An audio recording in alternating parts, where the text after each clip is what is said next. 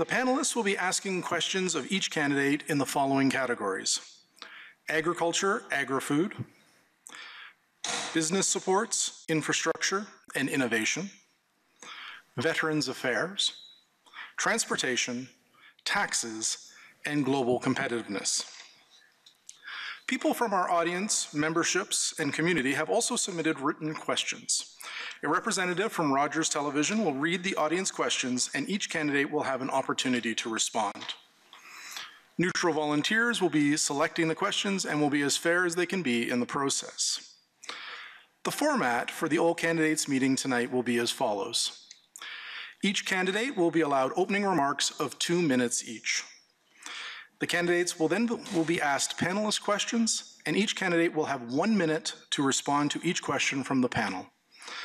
After each panel question, when each candidate has responded in their allotted time, there will be an opportunity for up to 30 seconds of rebuttal by each candidate. After the panelist questions are complete, we will move into audience questions, and each candidate will have 45 seconds to respond to each question. Each candidate will be allowed 2 minutes at the end of the program to make their closing remarks. We will now hear the opening remarks from each of the federal candidates. The speaking order of the candidates were determined by random draw prior to the all candidates meeting. Each candidate will have 2 minutes for their opening remarks. And the order of the candidates is as follows: Bonnie North, Jeff Sakula, Colin Wilson, John Brassard, Myrna Clark. So we will begin with Bonnie North. You have 2 minutes. Hi, thank you for inviting me here tonight. It's a real privilege for me to be here because I appreciate being able to speak to people who have built our community home by home and business by business. My name is Bonnie North. I'm the Green Party candidate for Barrie-Innisfil. I'm a registered nutritional consultant, and I serve on the board of Living Green Environmental Action Barrie. I'm a volunteer for the March Against Monsanto, and I'm a wife and a mom. So I want to take our time here tonight to tell you about how the Green Party sees a future for Canada and for Barrie-Innisfil, and perhaps to inform you if you don't know very much about the Greens, and maybe even dispel some of the myths that you might hear about us. And the biggest myth that you might hear is that the Greens are a leftist party. But that's not true, as we are neither left nor right. We incorporate the best ideas from both sides, and we have built a practical, reasonable plan for Canada, one for the future. We are a unique, values-based party, and all of our policies stem from our 6 core values. Greens are fiscally responsible while being socially progressive. We really are a party of the economy, and our environment and our economy are inextricably linked. Our small businesses, which source their labor and inputs locally, and which reach out to their markets locally and globally, are the foundation on which we build a sustainable economy. And so tonight, please allow me to show you how Greens will help build a Canada that works together. And when we're done, I hope you will vote Green on October 19th. Thank you.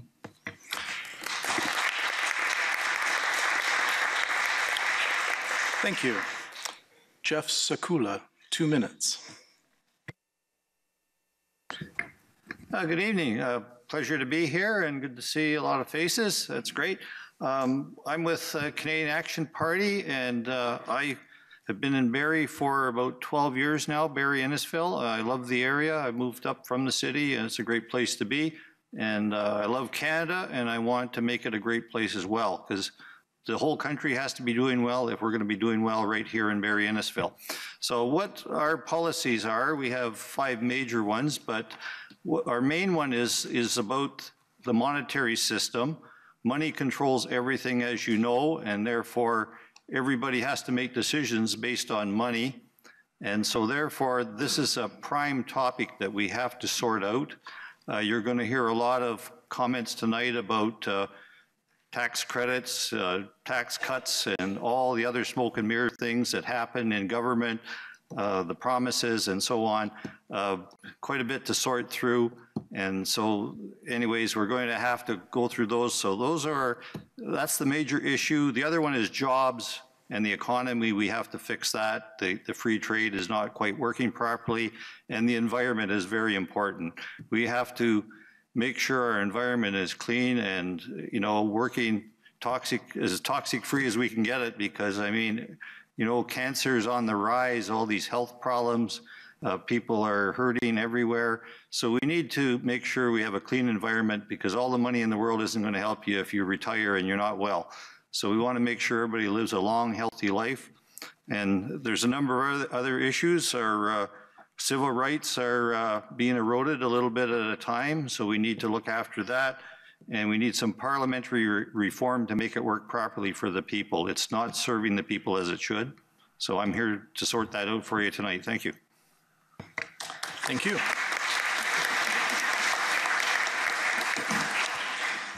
Can I just remind each candidate when you're done to hit the off button so that, perfect. Our third speaker, Colin Wilson, 2 minutes. Good evening, folks. My name is Colin Wilson, and I'm the federal Liberal candidate.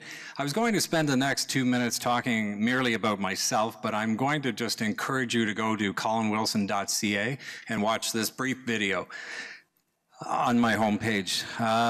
Look, come October 20th, Stephen Harper will no longer be our Prime Minister.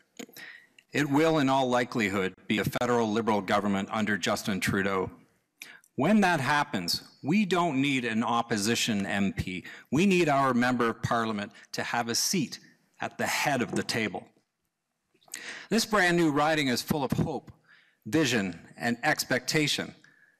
The people of Barrie-Innisfil need an MP with vision, someone that defends their constituents, someone who understands how their decisions affect others locally, regionally, and nationally.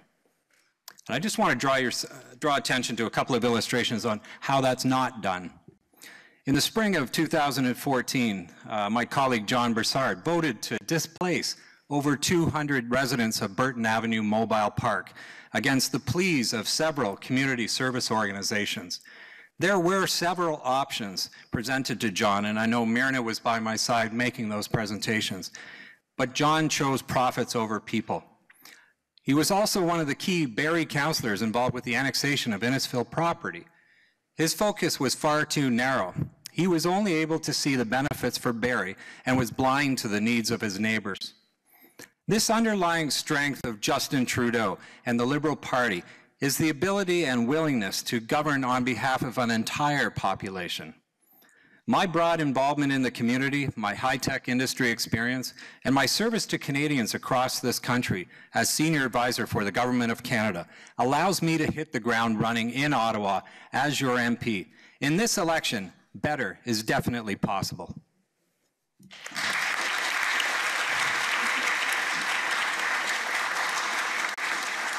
Thank you. Our fourth speaker is John Brassard. 2 minutes. Thank you, Michael. I want to begin by thanking the Chamber for inviting me here tonight, Rogers TV for making this available to your viewers, and to the town of Innisfil for hosting the event this evening. For those of you who don't know me, my name is John Brassard. I've been a Barrie City Councillor representing Ward 7 for 3 consecutive terms, spanning a total of 9 years. In addition to my work on council, I've been a firefighter for the past 30 years, and I'm hoping this room doesn't get as heated tonight as some of the fires that I've put out in the past.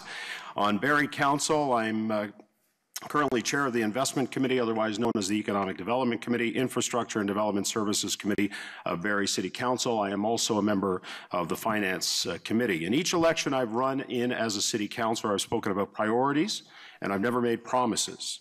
Promises are oftentimes politically unachievable, but priorities are rooted fundamentally into what we do every day as Canadians, what you do every day as you wake up to make a better life for you and your family and a better community.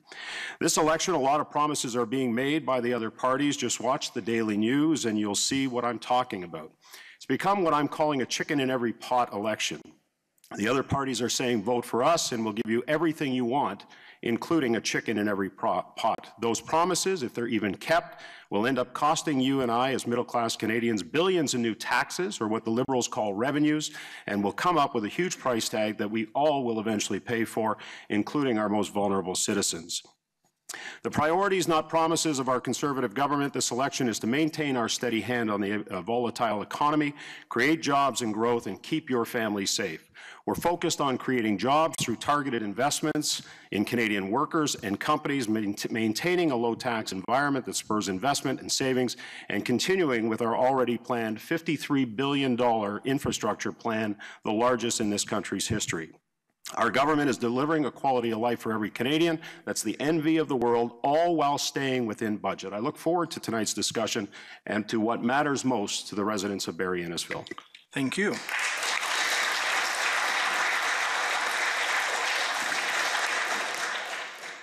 Thank you, candidates. We will now move on to the questions from our panelists. He's forgotten Myrna. Oh, geez. I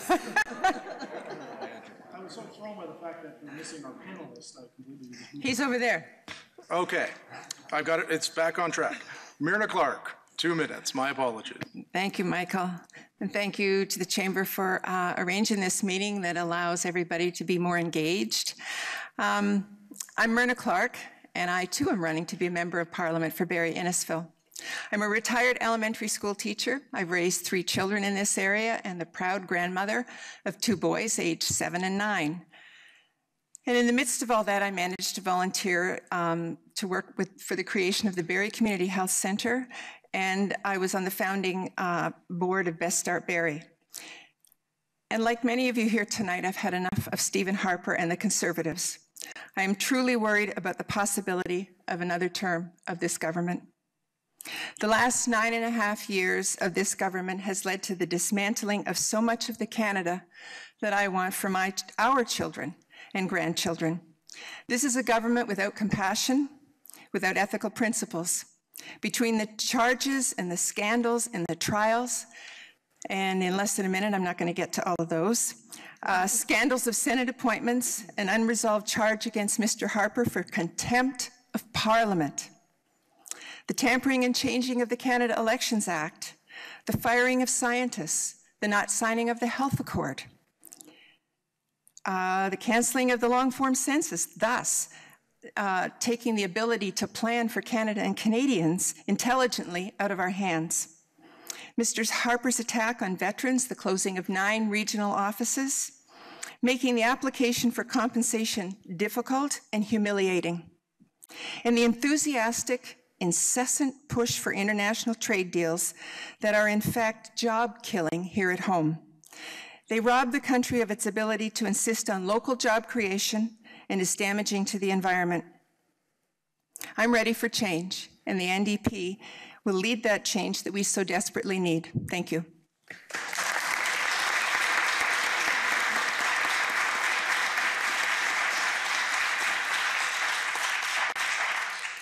Thank you, candidates.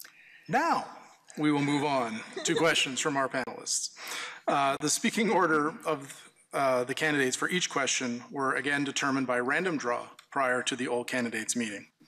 Each candidate will have 1 minute to answer each panelist's question.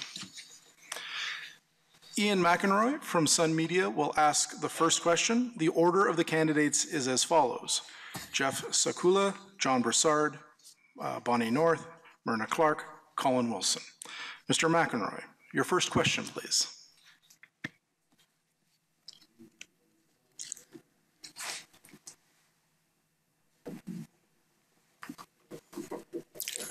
I guess my first question would be, what's the biggest challenge facing Innisfil, Barrie, as far as a federal candidate could deal with? What's the biggest issues that maybe you could concentrate on? Sorry. Is that better? What's the biggest issue facing Barrie-Innisfil that you think you could face at the federal level? So? Okay, yeah, well, the biggest issues facing Innisfil and Barrie would be a matter of the town council knowing what the area needs. I'm here to try and represent the federal political scene and make sure that all provincial and municipal areas are supported and running well. So I imagine that in Innisfil, it's going to need an infrastructure program for the sewers and water as it's expanding greatly, as I see all the new subdivisions. So we want to provide funding for that as well as for transit. I think your transit system is going to be needed very shortly, and you're going to need a good one. So something to connect both Barrie and Innisfil together a little better. So that would be what we would support. Thank you. Mr. Brassard? Ian, that's a great question, and there's really two things that go hand in hand with what Barrie-Innisfil needs. Number one is obviously jobs, job creation and job growth. What's going to help in that is infrastructure as well. I've had meetings with Mayor Walkup, and I've talked to his entire council about this, and certainly in my conversations regularly with Mayor Lehman, we're really focused on those two things working hand in hand. You know, there's a real opportunity for us to look at jobs on a regional level, working collaboratively as municipalities. There's also a real opportunity with Innisfil Heights as well to create an economic development corridor that starts in Innisfil Heights and leads into Barrie.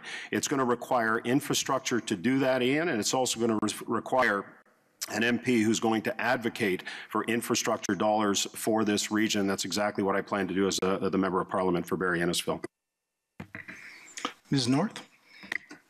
When we're talking about infrastructure, that is definitely an issue for Barrie-Innisfil.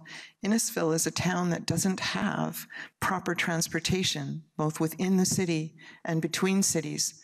And that's a crisis. It's a crisis for people who live in the community. It makes it difficult for them to get around. It requires them to use automobiles and increase greenhouse gases by being on the road. It increases congestion. And it's also a crisis for employers because people have to get back and forth to work and they have to move their goods and services back and forth to market. So the Greens want to improve national rail and transportation services. We also want to complement infrastructure investments with investments in energy efficiency, renewables, digital upgrades, clean technologies, manufacturing, tourism and the arts, and emerging technologies. We see all of these as ways for us to build jobs. Thank you. Ms. Clark? Thank you for the question. I agree for the most part with my colleagues here that infrastructure spending would create jobs, and there's certainly a need for jobs closer to home in Innisfil. Unfortunately, there's an infrastructure deficit of about $172 billion that's been created over the last 10 to 20 years. There hasn't been any consistent funding put into the municipalities from the federal government. The NDP would change that. We would meet with the provinces and meet with municipalities and have those sectors talk to us. We would take 1 cent of the gas tax, and that could be predictable long-term funding for infrastructure predictability for both Innisfil and Barrie. Another suggestion is the GO station, that I think it wouldn't be unreasonable to ask for a stop in Innisfil. We need to electrify our transit system, and those kinds of investments not only provide jobs, but they make it a more job-friendly, job-ready atmosphere. Thank you. Thank you. Mr. Wilson? This, it depends who you talk to in this riding, but essentially I have to agree with all of my colleagues here so far. We really need higher paying jobs. We need to stimulate our economy, as is the case right across Ontario specifically. We need to bring infrastructure, like my colleague mentioned earlier, John, that we need to bring infrastructure to Innisfil Heights. That's an obvious and immediate issue facing our riding. But the Liberal Party of Canada not only is planning to release an unprecedented amount of infrastructure dollars, this plan comes with slow, long-term dialogue with communities to identify needs, to approach this methodically. And in terms of breaking the transit the infrastructure money down between transit, social infrastructure, and as well green infrastructure. Thank you for all of your answers. Everyone will now have 30 seconds to rebut or anything that you have heard. So, Mr. Sakula, you can begin with 30 seconds. Yes, what I'd say is, where's all the money going to come from? And our party is all about reinstating the Bank of Canada, because this country is maxed out on its debt, $1.5 trillion, all the governments put together, and $70 billion a year going out in taxes to pay the interest on those loans. So we've got to get our money in order before we can do infrastructure. Thank you. Mr. Brassard. Thank you, Michael. It's obviously going to take a member of parliament that's going to advocate on behalf of this riding to get the infrastructure dollars that we need. The government's planning $53 billion in the new Build Canada Fund and working with partners to select infrastructure projects on a national, regional, and local significance. And we'll work with smaller communities like Innisfil to make sure that they get the infrastructure dollars that they need as well, all while balancing the budget. Ms. North. The Greens have an interesting plan to help to fund some of these infrastructure needs, things that we want to build better roads and safer bridges and world-class water treatment plants.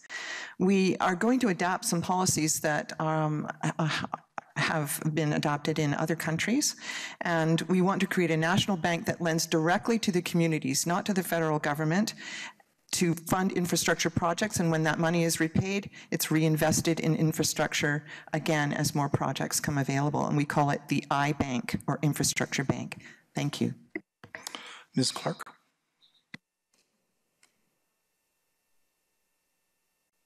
Thank you.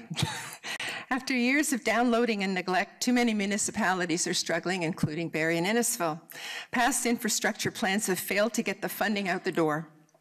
With complicated application processes and public-private partnership requirements that shut out smaller communities from applying, while adding years of uncertainty and delays to important projects, the NDP are committed to improving our infrastructure deficit. We will start with investing the equivalent of 1 additional cent of existing gas tax. Thank you. Mr. Wilson. This is where my experience comes into play. I work for Public Works and Government Services Canada for the past 14 years as a senior advisor. We doled out the lion's share of the infrastructure dollars under Stephen Harper's guidance. That guidance was quite void in terms of dialoguing with communities. Communities were given billions of dollars, and then the money was dried up after the projects. There was no support dollars to manage the operating costs. There was no skills training. The Trudeau plan really addresses all of that, and it's quite remarkable. Thank you. For Mr. McElroy's second question, the order of candidates is as follows: Mr. Sakula, Mr. Wilson, Ms. Clark, Ms. North, Mr. Brassard. Mr. McElroy, your second question, please.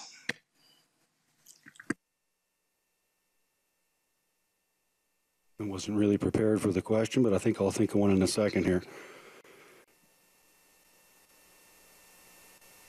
What's the best way that Barrie and Innisfil can work together as far as things other than infrastructure and transit? Is there anything that the riding can between both those communities?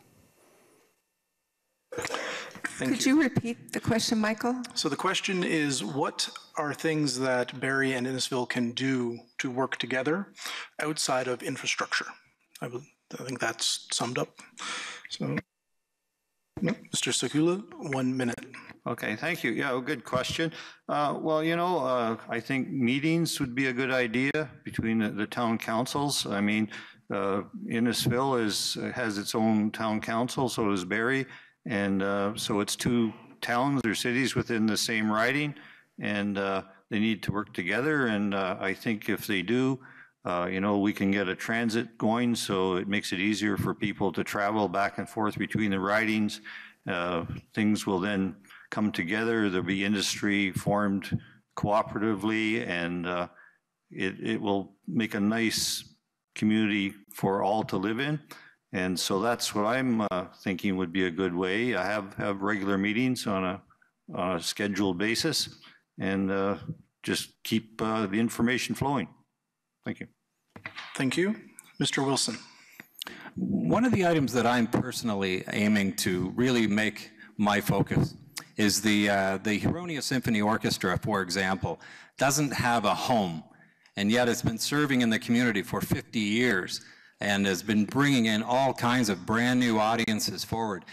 We've been working with the HSO to bring the very first time a concert to Innisfil, and I'm hoping that that is the beginning of a relationship that will spawn a new area within the arts in the community. Another area is obviously transit. There are so many opportunities to bring these two brand new entities together. This is one entity. Barrie-Innisfil is not Barrie and Innisfil. It's one entity, and I'm really hoping to sort of promote that in terms of having joint events, you know, job fairs, whatever. They're all going to be the one entity. That's the way I see it. Ms. Clark. Thank you. Barrie and Innisfil working together. Wonderful idea. Collaboration is what it should be all about, all levels of government. I'm not sure, but I don't believe the Prime Minister even attends the Federation of Canadian Municipalities, so may not have his ear to the ground of what really is needed. But I'd like to think, and I know that the current Mayor of Innisfil and the Mayor of Barrie, they do talk, and they were both at the recent Federation meeting, I think it was in either Alberta or Saskatchewan in June. We have shared needs, Barrie and Innisfil. We need a skills match of trades, and Georgian College to be on board for that. We need more human development for research and innovation, and a freestanding university would be a really good thing for this area. It's not just for Barrie, but for Innisfil also. I went to university in Peterborough, small town. We had a university. It changes the face of everything. Thank you. Ms. North. Well, as I had mentioned before, one of the first things that we can do to make Barrie-Innisfil work together as a better functioning group of communities and a community as a whole is to bring them together physically. And I've already discussed the fact that we don't have adequate transit between the two cities or around the area in the GTA. Another thing we would like to do as Greens, we want to create a Council of Canadian Governments, and that would include all jurisdictions, provincial, federal, municipal, and it would include First Nations and Métis. And we want to bring these groups together so that we can discuss what each of us can do for each other and what the federal government can do for all of us. Thank you. Mr. Brassard. Thank you, Ian, for the question. I would suggest that the relationship between Barrie and Innisfil has never been stronger, and I know Mayor Walkup speaks regularly with Mayor Lehman, and the reverse holds true. One of the areas that we really need to focus on is taking a regionalized approach to economic development. It's all about jobs, it's all about attracting employment, it's all about job growth within the region. And what I mean by taking a regionalized approach, and I've talked to Jeff and I've talked to Gord about this, is we shouldn't care which municipality that a business sets up in, because the bottom line is regionally that it means jobs. And there's terrific examples of that already within our region. Honda is a great example. Napoleon's a good example. Monroe Concrete. We shouldn't be so fearful of assessment. What we should all be concerned about is jobs, because we know that the majority of the jobs that are created on a regional basis benefit significantly Barrie residents, and they benefit significantly Innisfil residents. So as a matter of infrastructure, as I said earlier, the two go hand in hand, but we really need to take a regionalized approach to jobs, and I think the mayor, both mayors are open to that concept. Thank you. So once again, we will have 30 seconds to be able to rebut anything that you have heard from the other candidates, and we will continue in the order which we started this round. Mr. Sakula. Well, I think we've made a lot of good points here, and I think both cities will work together well. I mean, it's just a matter of, like I said, having those meetings and communicating and do some cost savings to help both communities. Thank you. Mr. Wilson. Actually, I find these comments very interesting. They show the diverse collaborative ideas that come forward when people talk. One of the things I would continue to focus on would be 50 would be the arts, and literally to create jobs through the arts. There's so many diverse communities within our riding, you know, from the old Allendale cultural train station hub to, I'm being cut off here. Thank you. Ms. Clark. Thank you. My understanding from talking to Mayor Walkup, I didn't realize this the other day, that the land that was recently annexed from Barrie was without any compensation to Innisfil. So I thought I had, as I was talking to him, is there is a need for transit in Innisfil. There's lots of folks who need to go to medical appointments in Barrie. Taxis are expensive, they don't drive. So one thought would be, if Barrie, I see empty buses twice an hour go by my house, and lots of places in Barrie empty. And perhaps that could be some conversation. Thank you. Ms. North. Well, as we're getting our infrastructure needs in place with respect to transportation, we also want to support our small businesses so that they can create jobs. And there are areas in this beautiful place where we live that we can increase employment. One would be tourism. We're surrounded by countryside that just begs for people to come and enjoy. I would also like to see an increase in green technologies. Just support our small business owners in employing people locally. Thank you. Thank you. Mr. Brassard. Thank you.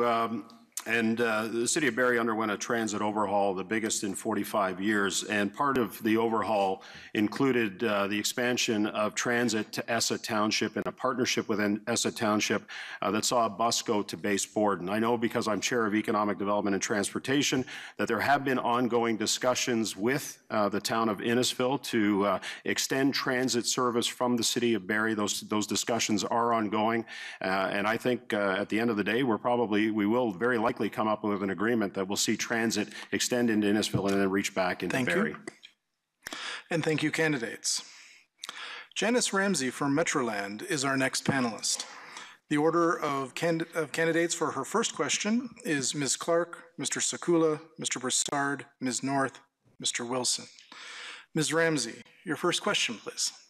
Thank you, and thank you very much to the Chamber for this opportunity. My question is, our municipalities are working to attract new businesses to the Highway 400 corridor, yet the needed infrastructure isn't there. We've kind of touched on that. What is the government's next move to help bring business to this area? Thank you. Ms. Clark? Thank you. That is a good question, and we've all talked about infrastructure. That certainly would make it more amenable for business to locate here. So if roads, rail, bridges were all in good order, a two-way track for the trains would certainly help get products to different markets. The NDP will be rolling back the taxes on small and medium business from 11% to 9%. We would roll it back to 10% in the first year. And so that savings, we would hope, would encourage small business to put some money into innovation and growing their business. Thank you. Thank you. Mr. Sakula? Okay. One thing that we see, young people are having real trouble finding jobs. The unemployment rate I heard was 12.9%. That's the ones looking or registered, and how many are out there that have given up, I don't know. But we need to do something about free trade. A lot of our big companies have left Canada because they can get cheap labor elsewhere, and they're benefiting greatly, but we're left with unemployment and struggling here.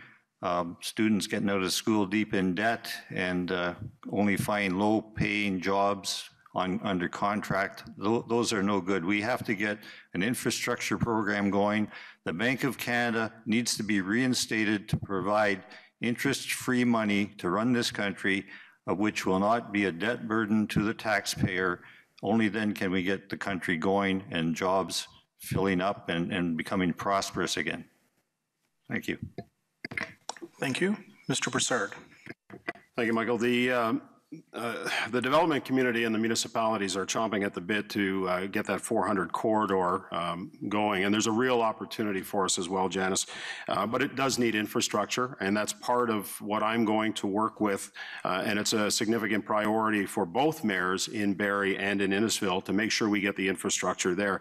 One of the important things that we have along the 400 is unlimited broadband, which means that we can attract the type of employers that we see along the 400 corridor in Vaughan, for example, and that we see along the 404 corridor in Markham. And so a combination of all of these efforts and a combination of the efforts of the MP, the local councils can see that become a reality. I really see the service sector coming here and creating that economic development corridor that leads from Innisfil Heights into Barrie, because, I mean, when employers are looking to move, they look for quality of life, they look for affordability, and they look for lifestyle. We have it all here in Barrie-Innisfil, and it should be an easy task once we get that infrastructure in place. Ms. North. Well, as we've already talked about, infrastructure is important to support our small businesses and our communities. And I mentioned that the Greens want to create an iBank so that infrastructure projects can be funded directly, and then that money can be reinvested in new projects.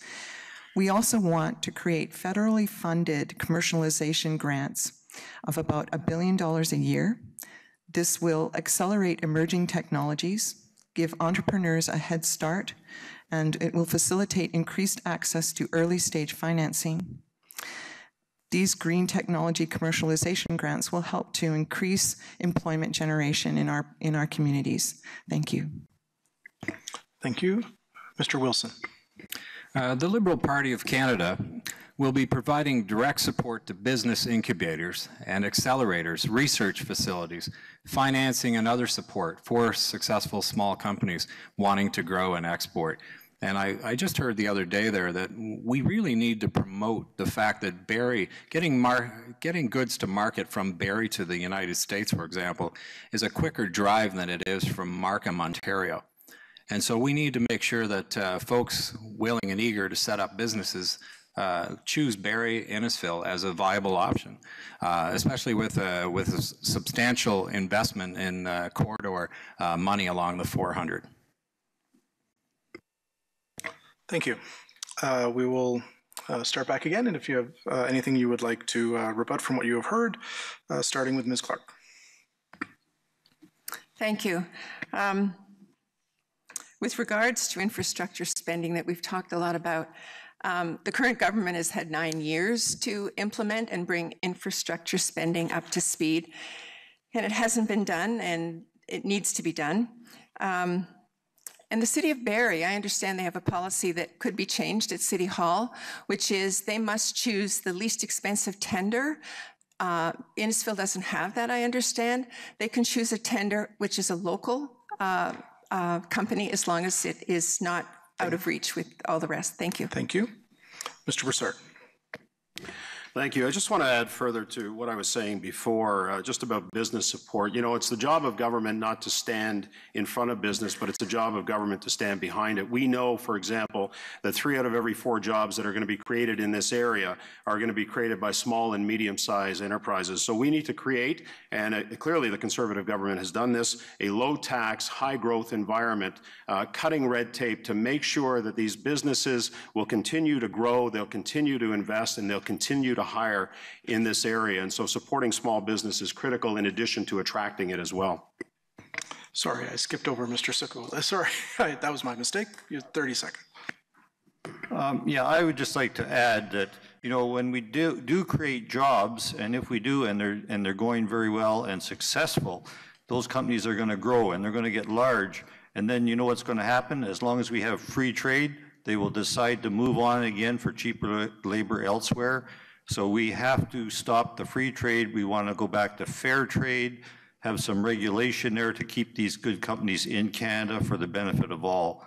We don't want this to carry on with job loss. Thank you. Ms. North.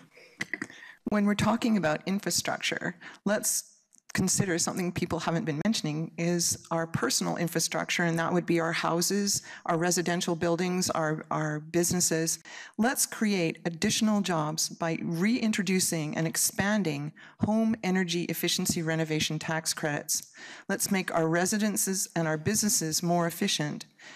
We'd like to deploy armies of carpenters, electricians, and other trades to retrofit leaky buildings that cause an increase in greenhouse gas emissions. Thank you. Mr. Wilson. I want to mention that Canada has several innovation hubs in different sectors, such as medicine, medical devices, automotive, aerospace, pharmaceutical, bioproducts, digital media, and information technology. The Liberal Party is planning to give $200 million to research areas such as these, and I see a real good fit with the data management sector that we have in the south end of Barrie and Innisfil. And I see that as a huge opportunity. That's one that I will be promoting. Thank you. For Ms. Ramsey's second question, the order of candidates is as follows. Ms. Clark, Mr. Wilson, Mr. Sakula, Mr. Brassard, Ms. North. Ms. Ramsey, your second question. Today, there's a strong push for our youth to become entrepreneurs. What can the federal government do to give them the support they need to be the leaders of our future? Thank you. That's a wonderful question. There is an extreme shortage of career and meaningful employment for the youth today. We keep hearing stories about young people with university degrees. They're having to live with their parents, working in coffee shops. What we would do, one of the many things, is have paid internships for students. So either in university or colleges, instead of working for free, it would be a more real entry into the job market. We would reduce tuition fees for students, so more students would be able to go to college and university and have the skill set to apply for jobs. And a more generous grant program, so that if the talent is there, the motivation is there, but the finances aren't there, that every student who wants to get better educated can do so. Thank you. Thank you. Mr. Wilson. The Liberal Party of Canada will be investing $1.3 billion over 3 years. That's 13 times more than the NDP to create jobs and opportunity for young Canadians. And we will create 40,000 youth jobs each year for the next 3 years through a new annual investment of $300 million into the new renewed youth employment strategy. We will more than double the almost 11,000 Canadians who can access Skills Links each year. Skills Links helps young Canadians who may be at risk of not making a successful transition into the workplace. And we will also create 5,000 youth green jobs. This will be accomplished by hiring more guides, interpreters, and other staff at parks around the country. After this initial 3-year boost in funding, we will set a renewed Youth Employment Strategies funding level at $385 million per year, a $50 million increase from 2015-16. Thank you. Mr. Sakula. The other day, there was a show on TVO called The Rich and the Rest of Us. And what is happening today, there's a wealth transfer happening where the rich are getting richer, the middle class and the poor are getting poorer. And what we have to do to help our young people today is get some of that money back down to the bottom where it's needed. The way we would do that is we would start to cut the loopholes, the tax loopholes for the rich that don't really need them. They're wealthy beyond imagination, and they don't need all that money up top. We need it down at the bottom. We would cut the tuition fees because we don't want students getting out of university $60,000 in debt, having to pay that loan for 10 years, not being able to afford a house because the wages are only $12 and $14 an hour under contract, no benefits, etc. That's just not proper in a country this wealthy. Thank you.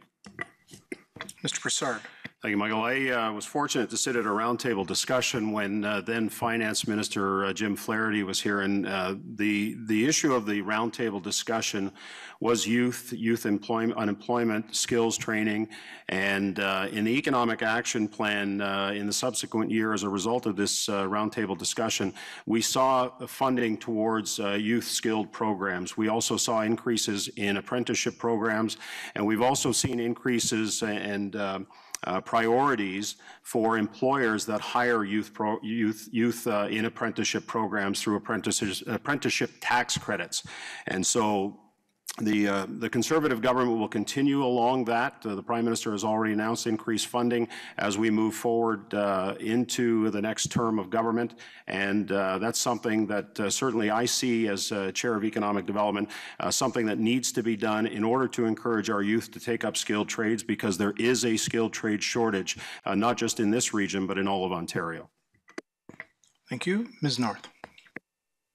The Greens agree that we have to make critical investments in paid apprenticeships and in education, and we believe that all Canadians deserve the right to have skills and other training to prosper and build a successful Canada. One of the things that we want to do is we recognize that students are graduating with crushing debt. $25,000 is the average debt to a student in Canada. 455,000 Canadian students have to borrow money to go to school. So one of the things we want to do immediately, if we formed government on the 20th of October, is take any student debt that's above $10,000 and forgive the interest on that. And then eventually in 2020, we want to abolish tuition. This is not something new. Other countries around the world have done this, and those countries have better economies and lower employment than Canada does. Thank you. Thank you, candidates. So we will now have our 30 seconds of rebuttal, beginning with Ms. Clark. Forgot about that section. Interestingly, the NDP has made a promise to create 40,000 new youth jobs also. So I don't know if we consulted each other or did some collaboration or who said it first, but it seems to be a number that is a starting point. We would also introduce a $15 minimum wage for federal employees. Granted, that's not across all sectors, but it is hoped that the provinces would see the sense of that and come on board. It helps students pay back their loans. Thank you. Thank you. Mr. Wilson.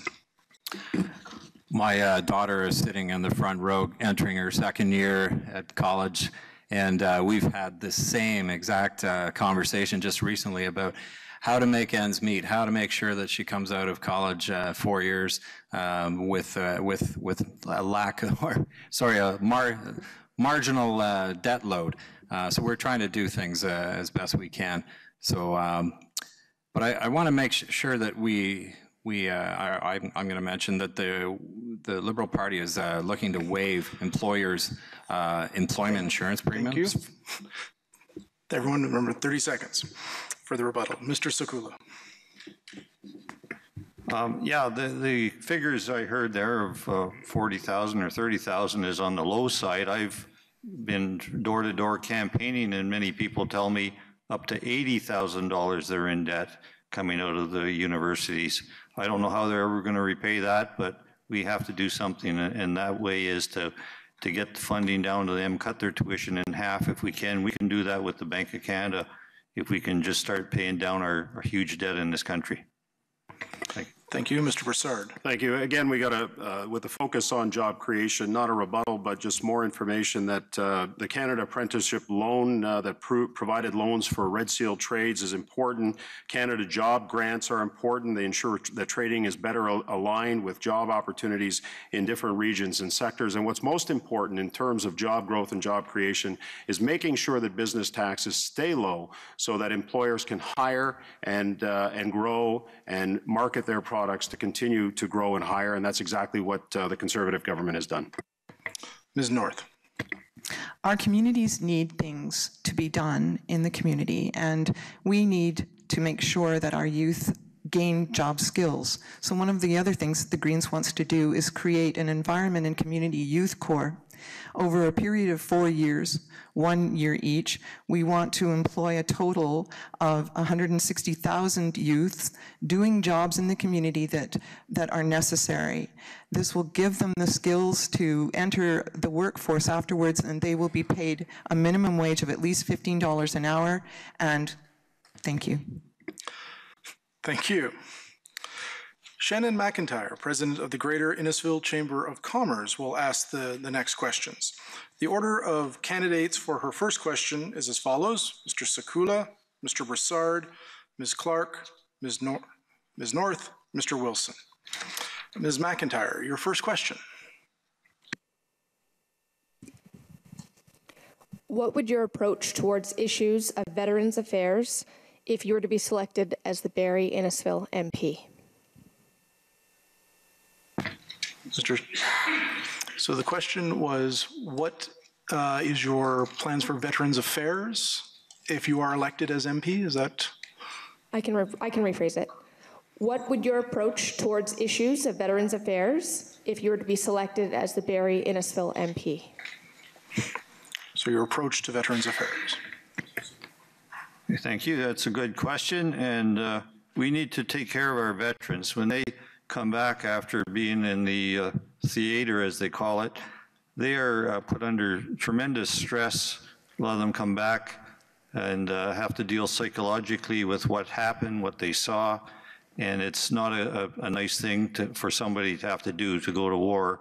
And so therefore we have to put maximum effort into looking after them when they come back, make sure they have all the backup that we can give them, make sure they have a job, a place to live.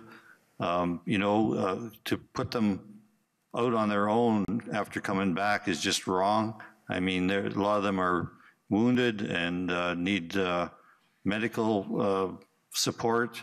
So we've got to look after them mentally and physically, and we can do that. Thank you.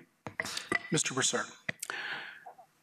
Truth is, we can never repay our veterans for what they've done for us. And to your point, obviously, as the member of parliament, to be an advocate on behalf of veterans in caucus, in cabinet, with the cabinet ministers, as well as the prime minister. You know, there's been a lot of misleading information coming from the media and other groups as it comes to the government support for veterans. And so there are facts, and I'll have opportunities to say them a little bit more because my time's going to run out. But we've increased the amount of spending for each veteran by 35%.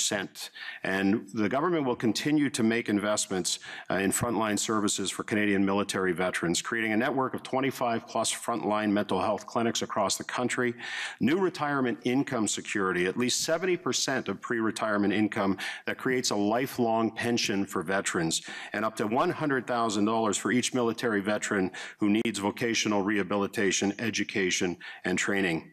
There's also a new family caregiver relief benefit that's more than $7,000 annually tax-free. So when it comes to supporting the government, the veterans, the government certainly has done that. Thank you. Ms. Clark. Thank you. When the veterans were first coming back from Afghanistan, the Canadian government was not paying for funerals. And it was Peter Stauffer who stood up in the House of Commons, and within 24 hours, that was turned around by the current Conservative government. They've since closed the 9 offices across Canada. Veterans Affairs has had protests outside many federal MP offices, including the one in Barrie. The NDP would return their health services, their pensions for physical and mental health, and the respect that they do deserve. I think none of us have disagreement on that. It's just how they are treated during deployment and when they return. That it's one thing to say support our troops on a bumper sticker, and then when they come home, what in fact will we be doing? Thank you. Ms. North. As the daughter of a Korean War veteran, as a former military reservist, and my spouse was also in the military, I have to respectfully disagree with the definition of supporting our veterans. When we have Julian Fantino spend 70 minutes keeping veterans waiting to have a meeting with them, and then treating them abusively and walking out of the meeting, and then we see veterans talking on national television in tears, I think their definition of being supported would be highly different from yours. we would reopen the Veterans Affairs Centers, and we would restore the $200 million in cuts. And one other thing, I'll get to that when I have my rebuttal. Thank you. Mr. Wilson. Bravo, Bonnie. Very nice.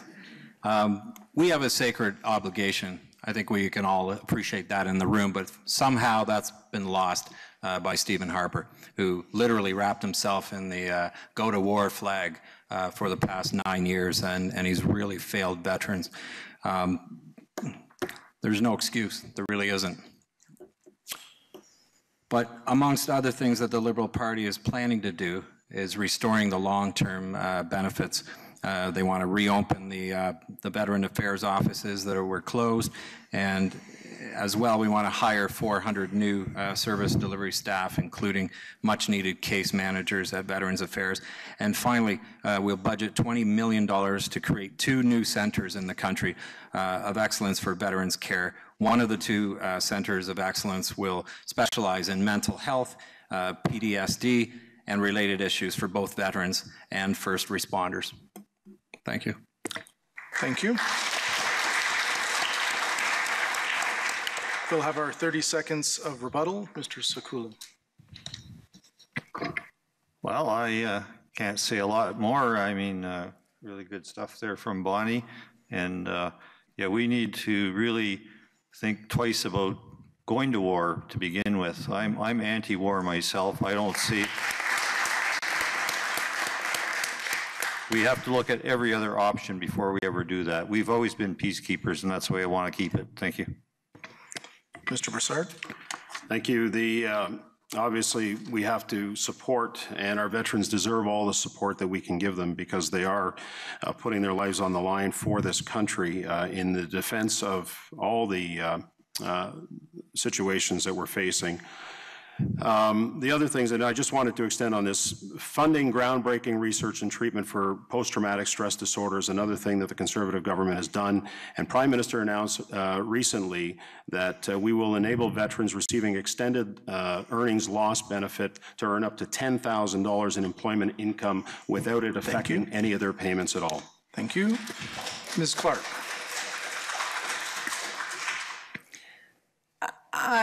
I think everyone in the room has seen over the last couple of years in particular how the current government has treated veterans. And so there's no real dispute about that. They themselves have done something that has not been in their history, which is protest outside of MPs' offices. And as Bonnie has said, they tried to have a meeting with Julian Fantino, who was supposed to be their advocate. He was late and then left the room. Thank you. Thank you. Ms. North.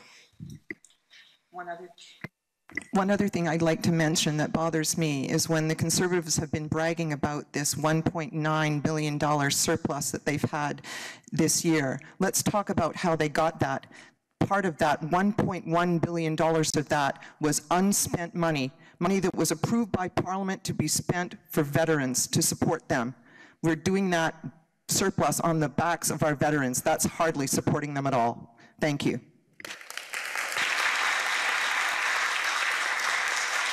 Mr. Wilson.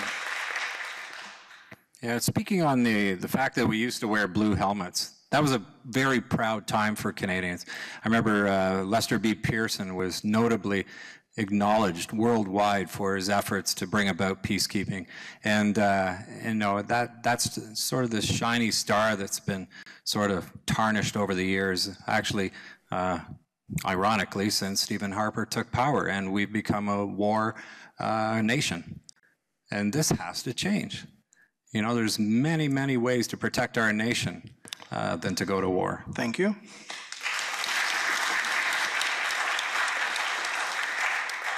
For Ms. McIntyre's second question, the order of candidates is as follows. Ms. North, Mr. Brassard, Ms. Clark, Mr. Sakula, Mr. Wilson. Ms. McIntyre, your second question. In order to embrace and support a green future, what are the plans for local transit and the GO station? Ms. North. Well, as we've been talking about all along, we have to have a national rail and a national transportation strategy for all of our communities, both between Barrie and Innisfil themselves and to and from the GTA. So we want to make sure that when we do have these different transportation strategies, that they are integrated, so that, for example, the GO, as Myrna has mentioned, that we have a GO station that stops here in Innisfil, and also that we have bus service that can run in between all of these stations and back and forth as well, to make that a better service for all of us. Thank you. Thank you. Mr. Brassard. Thank you, Shannon, for the question. There's been a lot of discussion, obviously, lately about a GO station here in Innisfil. The fact of the matter is that GO Transit is a provincial responsibility. That's not to say that there hasn't been any federal funding. We've certainly seen that in Barrie. And former Member of Parliament Patrick Brown provided some funding for the Allendale GO station. So there is a role to play for the federal government as it relates to funding. And if there's money that's available, either through a transportation fund or any other fund that would see not only a GO station here and also increase service. In fact, the provincial government has already announced that they're going to increase service of GO and they're going to phase that in over a period of, I believe it was 5 years. If there's money to be found to improve transportation infrastructure in this region, I'll certainly look for it. The other thing is there are ongoing discussions, as I said earlier, between Innisfil and Barrie to provide transit to this area. Ms. Clark. Thank you for the question. Across Canada, congestion is costing billions each year in delays, wasted fuel, and pollution. So we do need fast, more efficient transit. The whole table here, I'm sure we agree on that. Tom Mulcair has called it the Better Transit Plan as a way to tackle gridlock in the big cities. We would be putting money into looking at electrifying the trains that already exist in the GO trains. And as I mentioned before, I don't think it would be a difficult thing to have a stop in Innisfil that would help 75 to 85% of people in Innisfil, I understand, are commuting to Barrie. And that's just expensive for them. They're away from their homes for a long time. It's stressful, but in terms of contributing to a green economy, it would be better if they were able to use public transit. Thank you. Thank you. Mr. Sakula. Yes, I agree that transit should be a top priority. Now, it's very expensive to put in a proper transit system. If you put in a half a transit system, people aren't going to use it if it's not coming into their neighborhood. I have that right in where I live. I mean, the bus goes by, but it's about 3 blocks away. And in the middle of the winter, I don't think I want to walk that far. Like John said here, it's a provincial matter, not federal, but we will certainly find the funding using the Bank of Canada again, as I said, interest-free money, which won't put the municipalities or the province deep in debt for a long time. It'd be easier to pay off the principal than paying interest. And so I think we need to copy what Europe has done. I mean, I had the privilege of going over there, my wife and I, my lovely wife in the audience over here, and we were just amazed at the transit system there, and I'd love to see that here in Canada. And I think we can do it if we can get the Bank of Canada to fund it. Thank you. Mr. Wilson. I agree with Myrna that I would love to see an Innisfil stop here on the GO line. And I've long been a proponent, maybe it's my engineering background. I find it very hard to understand why a nation like ours can't be as industrialized as they are in some European communities, i.e. Germany. Why we haven't put our minds together for a 20-year vision to bring electric rail between Quebec City and Windsor is beyond me. We have the capability, we have the skill sets here in Ontario, and we have the largest population that can gain from that. Intensification, for example. But really, we need to put minds together. We need to get beyond this, 4-year period between the goalposts, election after election, and we need to put our strong minds together and join multi-levels of government to develop 20-year, 25-year plans on that particular issue itself. Thank you. 30 seconds of rebuttal, starting with Ms. North. Okay, so I think all of us agree that improved rail and integrated mass transit systems will make us economically competitive, create and support thousands of jobs, reduce traffic congestion, and improve effective commuter transport. So let's phase in high-speed rail where feasible, and let's create green transportation and energy infrastructure corridors in key regions, including this one, the Highway 400 corridor. Thank you. Mr. Brassard.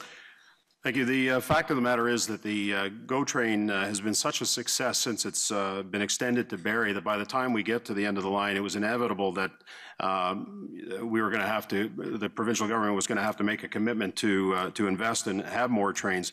The one thing that's important is that, the Conservative government is going to continue to invest in infrastructure and initiatives that will play an important role in developing our communities, creating jobs, and certainly strengthening our economy. And this is certainly one area where we can do that.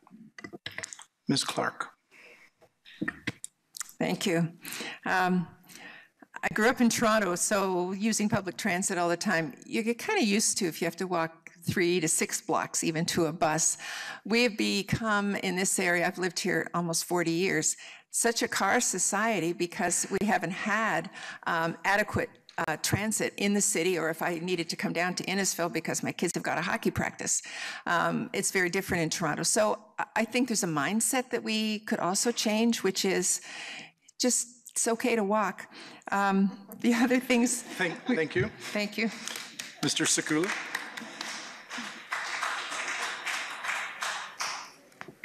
Yes, I mean, we can do a lot to save the environment. Like you said there, bicycles are great. We went to Amsterdam and just couldn't believe everybody in the whole city is on bicycles, and they're healthy. I mean, it's good for your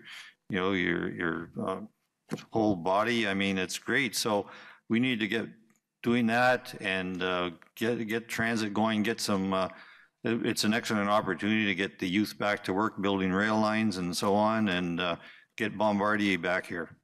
Thank you. Thank you. Mr. Wilson? Did you say Bombardier? Yes. That was my next point. Again, back to electric rail. We have Bombardier in our country. Hello. It's amazing. But I had the rare opportunity to meet with our provincial minister of transportation, and we talked about this. And it would really stimulate Ontario's economy more than anything you can ever imagine. The job spin-offs from that kind of investment is part of what I hope 1/3 of the $125 billion that the federal government federal Liberals are planning. Thank you. Thank you, candidates. Stella Millis, President of the Barrie Chamber of Commerce, will ask the last panel questions. The order of candidates for her first question is as follows. Ms. North, Mr. Brassard, Mr. Wilson, Ms. Clark, Mr. Sakula. Ms. Millis, your first question. Good evening and good luck to all of you. What would the candidates do to make the Barrie-Innisfil riding more competitive on the international market for existing international businesses, or facilitate entry into the world market for businesses contemplating competing on the international market? Ms. North?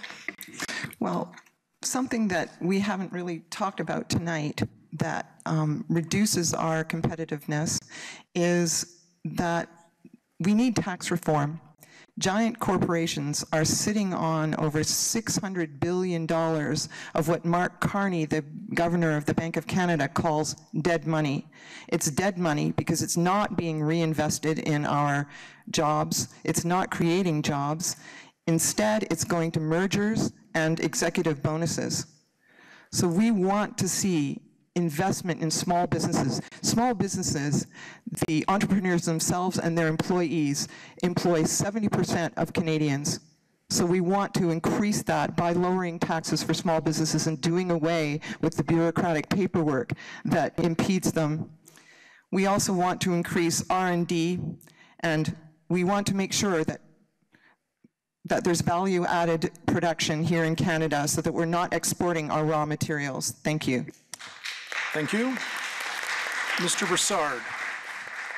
Thank you. And that's precisely something I've done in my role as Chair of Economic Development is to work with businesses in Barrie so that they can access the many programs that are available federally through our Member of Parliament at the time, Patrick Brown. And one of the things that we can do in order to access global and capital markets is to continue the strong trade partnerships that are important to Canada's long-term success. Trade yields many opportunities for Canadians. 1 in 5 jobs depend on exports. And since 2006, the government has concluded 38 trade deals, bringing to a total of 43, making up more than half of the global economy.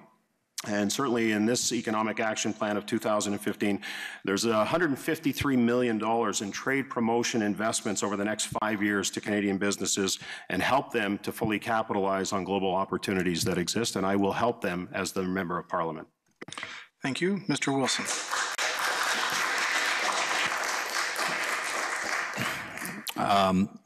I would have just pretty much said it the way John said it. This is really about getting impediments removed, regulations removed, not at the peril and safety of others, but just to get rid of the red tape, to provide opportunities for businesses to thrive globally, to market those businesses, to market Canada as a place that the world should and would want to do business in.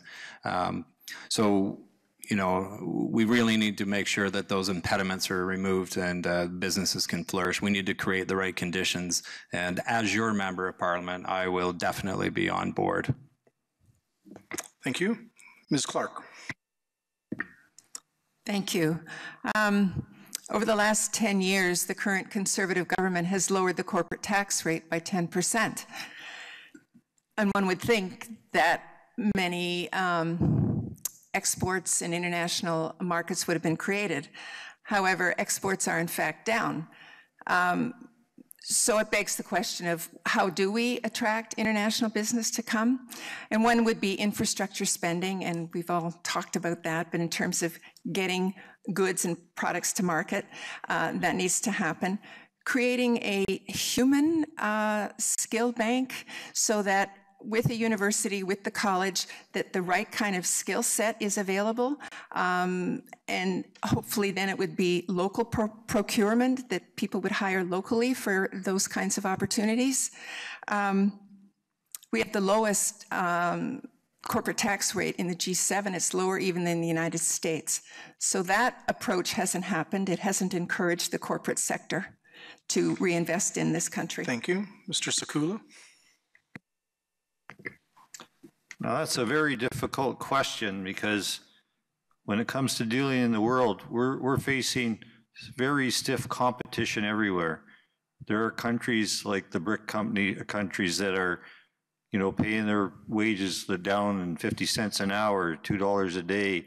How are we going to compete with that in Canada? So, I mean, we have to come up with solutions to create trade that's going to be good for Canada. And what we need to do is value our natural resources, and instead of just shipping out those resources and hoping to buy something back with the money we get from the resources, we could be making 10 times the profit if we were to refine our own oil, if we made our own hardwood flooring out of our trees instead of shipping it to China and taking it back.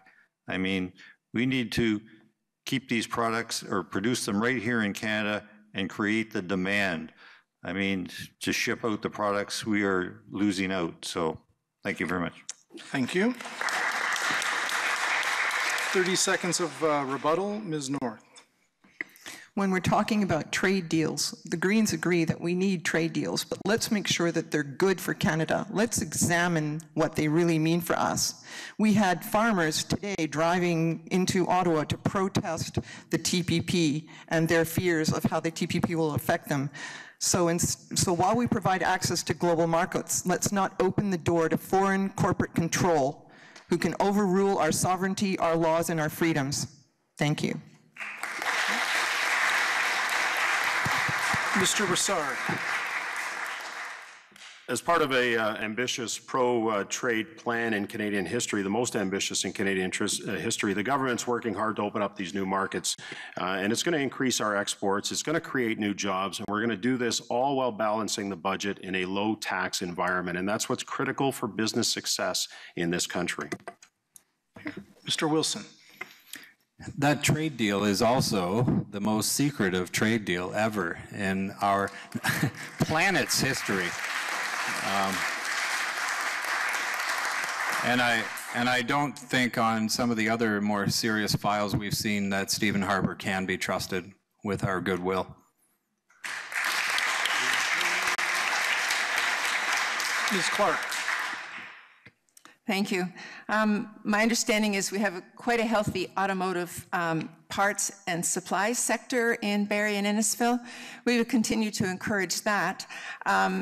And the major car company, Honda, I understand they've changed some of their employment practices. They've cut wages and they don't live up to the employment standards that they used to have before. So while Canada, we would really like those international companies to be here, I think we need to expect them to invest also in the country in which they do business. Thank you. Mr. Sakula. Yes, I'd just like to add on the TPP, what that was going to allow was the American dairy industry to come up and compete with our dairy farmers. And also, I understand New Zealand wanted to be in on that as well with their dairy industry. And our farmers are very upset about that. We have high quality milk here, and we don't know what we'll be getting from these other countries. They don't have the same standards. Thank you. Thank you all for your answers to that section. For Ms. Millis's second question, the order of the candidates is as follows. Mr. Wilson, Ms. Clark, Mr. Sakula, Mr. Brassard, Ms. North. Ms. Millis, your second question. Our members are huge fans of balanced budgets, but also see the need for big investment in infrastructure, skills, and competitive tax regimes. How do you prioritize tax versus spending? How important is a balanced budget to your party? Mr. Wilson. Well, first of all, the Liberal Party of Canada has a long history of balancing budgets. And the team that's been assembled this time around, the team of candidates are an incredible broad section of industry and banking individuals. It's a fascinating team that they've established. So secondly, to answer your question about the deficits, we're proposing a modest deficit, absolutely, over the next 3 years because we think investment in Canada is the most important thing when the dollar is so low, and it's expected not to change over the next small period. So we're going to take advantage of that, like any economist is telling us to. It's time to fix the leaky roof so that we get the investment back on our house at the end of the day. Ms. Clark. Thank you. The NDP does plan to balance budgets. It is important to us. The 6 times that the NDP has been in provincial government, they balanced the budget each time. When Tommy Douglas brought in healthcare to Saskatchewan, there was criticism, how will you ever pay for this? But he not only paid for healthcare, he also balanced the budget 17 times in a row. So it is important to the NDP. We aren't simply tax and spend. The current government has had 8 deficits in a row, and most of those times the Minister of Finance announced that they had balanced the budget, and so it leaves Canadians wondering, you know, what is the reality here with it's an oxymoron with this current government. So, and the current surplus, they announced one day that they had a 1-point-something billion budget, and one of us on here reminded all of us that that was on the backs of Veterans Affairs and Employment Insurance. Thank you. Thank you. Mr. Sakula. Yes, as far as balancing a budget, if you know what that means, it means that they've just paid out what they took in and broke even. And part of that, what they paid out was $70 billion in interest to the private monetary system. $70 billion, by the way, is enough to pay for 3,000 hospitals at 20 million each and run them for 10 years. That's how much money that money is. I mean, how much it's worth. And we need to do something to stop that outflow. That's the leaky roof that Colin mentioned. If we can fix that leaky roof, we would be way ahead of the game and no trouble balancing budgets in this country. And that's why we need to put back the Bank of Canada to fund everything. Like Tommy Douglas put in healthcare, that's how he paid it off. He used Bank of Canada. No interest on the loan, we just paid back the principal. It was easy back then. Now we've got this huge extra premium that we have to pay, and thank you very much. Mr. Brassard. Okay, so the numbers speak for themselves. $1.9 billion budget surplus in the last fiscal year. So far in June, first quarter of this year, $5.16 billion. What budget surpluses allow you to do is to make the continued investments. The bottom line is when you budget in order for spending, right? And if you don't spend the money, then it becomes a surplus. Now you can use that money to reinvest into other programs. And by keeping a low tax, by keeping a balanced budget approach, we're going to continue to invest in things like infrastructure and continue with the announcement of $53 billion in the Build Canada Fund. You want to know the impact of budget deficits and debts? We don't have to look far to figure that out because we all live in Ontario and we know how much the current government is handcuffed with the types of infrastructure investments that they can make. That's why they're looking to the federal Liberals to bail them out. They've already run the piggy bank dry in Ontario. Now they want to do the same thing federally, and we can't allow them to do that. Ms. North. Ms. North.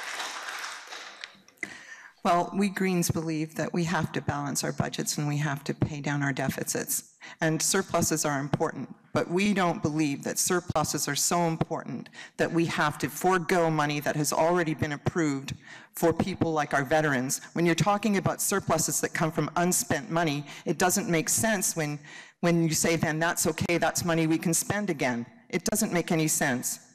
So one of the things that Greens, I'm not an accountant and we don't have all night. Our Greens policies are fully costed and fully paid for. If we form government on the 20th of October, we will have a balanced budget in the first year with a surplus. I encourage you, if you're not certain about that, to go to our website and check out our budget 2015 for proof of that. Thank you very much. Thank you. 30 seconds rebuttal, Mr. Wilson. Mr. Brassard, it's so unfortunate that you throw those kind of numbers around because when Stephen Harper throws those numbers around, no one believes them in the national debates, and I don't think anyone in this room needs to believe them. So first of all, the Liberal Party of Canada, when they did their announcement the other day, they spent an hour and 15 minutes with the media to go over their costed plan, 16 pages, and I invite all of you to take a look at it. It is highly, there we go. Thank you. Ms. Clark. Thank you. A further rebuttal to John Brassard about that surplus that was on the backs of vets, employment insurance, rail and food safety, and healthcare. I'm not an accountant like Mr. Harper, but the math is missing in some of the variables in that equation. Thank you. Mr. Sakula. Well, a surplus, I guess, would be a good thing if you can do it properly without doing it on the backs of anybody else. I think whenever we have a surplus, we should be paying down our debt. And that's the way you would handle your own affairs at your own house, right? You'd pay off your loan to get out of that debt. So that's what this country needs to do. And we've got to be fiscally responsible, as they say, and do the best we can. Thank you. Mr. Brassard. Thank you. And I'll bring up the fact, too, that when the Liberals did cost their plan the other day, their leader was nowhere to be found. And I'll remind everybody in this room as well that it's not the government's money when you pay your taxes. It's your money. And if efficiencies are found in various departments, then that money should go back into other programs. And that's exactly what the Conservative government is doing, whether it's seniors programs, other investments going forward in the future, including infrastructure. Ms. North. One of the ways the Greens plans to balance our budget and create surpluses is through a combination of tax reform and through looking at things that distort the market, like unfair subsidies, for example, to the oil and gas industry. We want to see that end, and we want to make sure that that your taxes are not raised and sales taxes are not raised, and we do have a plan to do that. Thank you very much. Thank you to all the candidates. It is now time for audience questions. Leanne Pendleton from Rogers TV will read questions that have been received from the audience, the community, and the participating chamber members. Each candidate will have 45 seconds to respond to each question.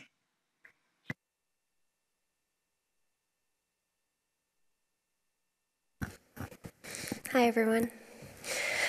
So the order for the first audience question will be Bonnie North, Jeff Sakula, John Brassard, Myrna Clark, and then Colin Wilson.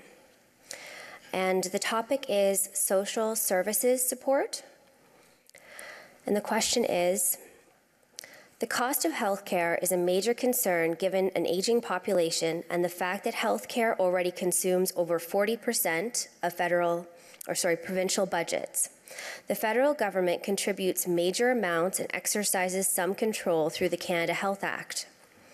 What would your party do to take national leadership on this issue? Well, first of all, Greens believe that we have to defend our single-payer healthcare system. The Conservatives let the healthcare accord lapse. The first thing we would like to do with respect to that is get all the parties together, all the groups together that are involved in this, and let's reinstate and renew the health accord. There's so much I could go on about tonight. We would like to expand health coverage to include our national pharmacare plan. We could save $11 billion through the power of bulk purchasing, and this would especially benefit seniors who have a disproportionately high amount of money that they spend out of pocket on medications. And we would like to initiate a guaranteed livable income to ensure that no Canadian falls below the lowest income cutoff and lives in poverty. Thank you. Thank you. Mr. Sakula. Thank you. Yeah. Healthcare is a major issue, especially for the older generation. And what we need to do is have more hospitals built.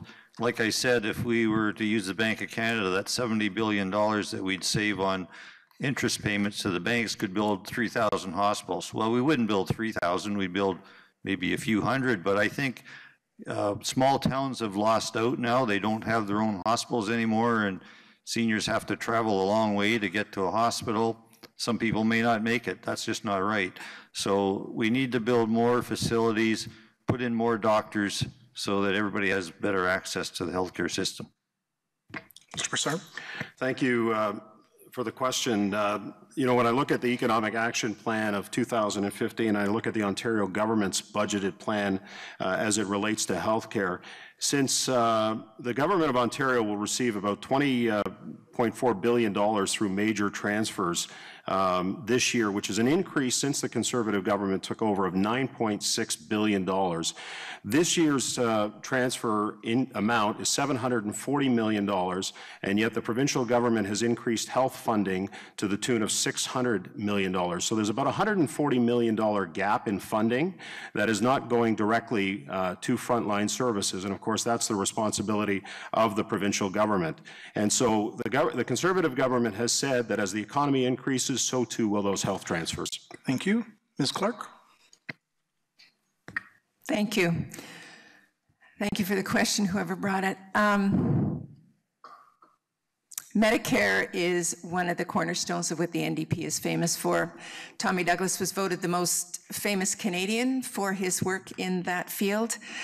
The current Conservative government has continued to not give sufficient transfer funds. Mr. Harper is on record when he was president of the National Citizens Coalition saying The state should get out of the business of healthcare. That implies what? Private insurance companies, much like a US model. We, the NDP, would reinvigorate the Canada Health Act and bring provinces on board, because I think this is a cherished crown jewel for Canada. Thank you. Mr. Wilson. I have to agree with Myrna Clark again.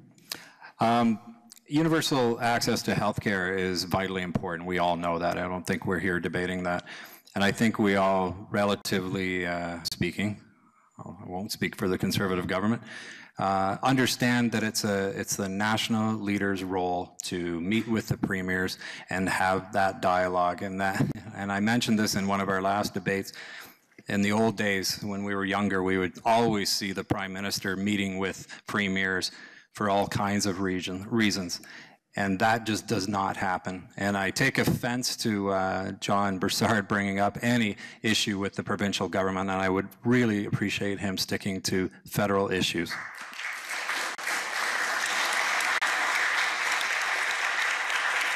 Thank you. The next question. The next topic is business supports, infrastructure, and innovation. And the order will be John Brassard, Jeff Sakula, Bonnie North, Myrna Clark, and Colin Wilson. And the question is, what measures would your party adopt to encourage businesses, especially small companies, to invest in new technologies? Mr. Brassard. Thank you for your question. Obviously, one of the things that we want to do is make sure that, again, we keep that low tax environment in place so that it does allow businesses to invest and hire. One of the things that the government has been doing is to prioritize jobs and job growth for long-term prosperity, and that's why the transformation of the National Research Council, for example, has taken place. But again, my job as a member of Parliament is the same as what Patrick Brown and Peter Van Loan and all MPs should be doing, and that is to advocate on behalf of those businesses to make sure that if there is funding for innovation, I can think of R&M Plastics, for example. In my role as Chair of Economic Development, I sat down with them and with Patrick Brown because they were looking for new equipment. And so that's the kind of stuff that an MP can do. Mr. Sakula. Yes, well, we need to support our youth and get them going. And I think that a lot of it should be self-employment as well. I mean, there's a lot of ingenuity out there. The youth are always full of new ideas, and they're very capable with their computers and so on, and can just do amazing things. So I would encourage people to start their own businesses, and I think that they would find that a very good way to go through life, being your own boss, and federal government would encourage that in any way we could. Thank you. Ms. North. The Greens will support small businesses by lowering taxes for them and reducing the bureaucratic jungle that they have to go through to operate their businesses. But we would also like, as we've mentioned before, to ensure that they have the infrastructure in their communities to get their goods to and from market and to get their employees to and from their jobs. And we would also like to make sure that we create federally funded commercialization grants that I mentioned before that are $1 billion a year to accelerate emerging technologies, give entrepreneurs a head start, and facilitate increased access to early stage financing. Thank you. Ms. Clark. Thank you. We've mentioned about infrastructure spending and how that is extremely useful in encouraging innovation and businesses to locate here. However, to encourage new technologies, the current federal government has fired a number of scientists which were operating in an environmental lakes research station, work at Chalk River, like a number of the places that would have employed people who their reward would be a job for all this innovation. We need a freestanding university with a robust research and development sector So there would be more of a skills match for this new economy, is what people are calling it. Thank you. Thank you. Mr. Wilson.